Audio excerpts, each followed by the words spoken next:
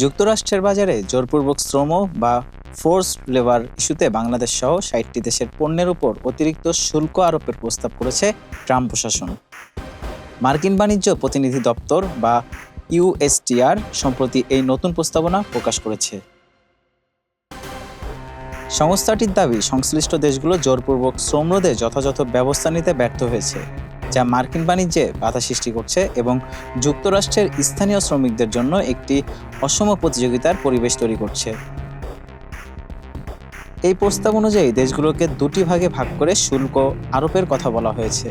Bangladesh, Canada, Mexico, Pakistan, যুক্তরাজ্য, Indonesia ও ইউরোপীয় union সহ ১৫টি দেশের পণ্যের উপর অতিরিক্ত ১০% শুল্ক আরোপের সুপারিশ করা হয়েছে।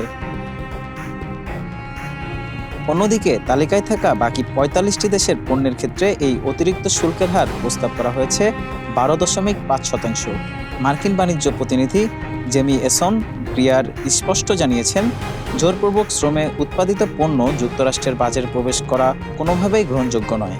তবে ইউএসটিআর আভাস দিয়েছে, নির্দিষ্ট কিছু পোশাক ও বস্ত্র পণ্যের ক্ষেত্রে সীমিত পরিমাণে কম শুল্কে প্রবেশের বিশেষ ছাড়ের ব্যবস্থা রাখা হতে পারে। আগামী ২৪ জুলাই ট্রাম্প প্রশাসনের আরোপিত সাময়িক শুল্কের মেয়াদ শেষ হতে যাচ্ছে। এর আগে সুপ্রিম কোর্ট জরুরি ক্ষমতার আওতায় আরোপিত বেশ কিছু শুল্ক বাতিল করায় এবার সম্পূর্ণ নতুন আইনি কাঠামোর মাধ্যমে এই শুল্ক পুনর্গঠনের চেষ্টা করছে হোয়াইট হাউস। ধারণা করা হচ্ছে, শুল্কের মেয়াদ শেষ হওয়ার আগেই এই নতুন প্রস্তাব চূড়ান্ত রূপ পেতে পারে। Desk report, Manabkantha.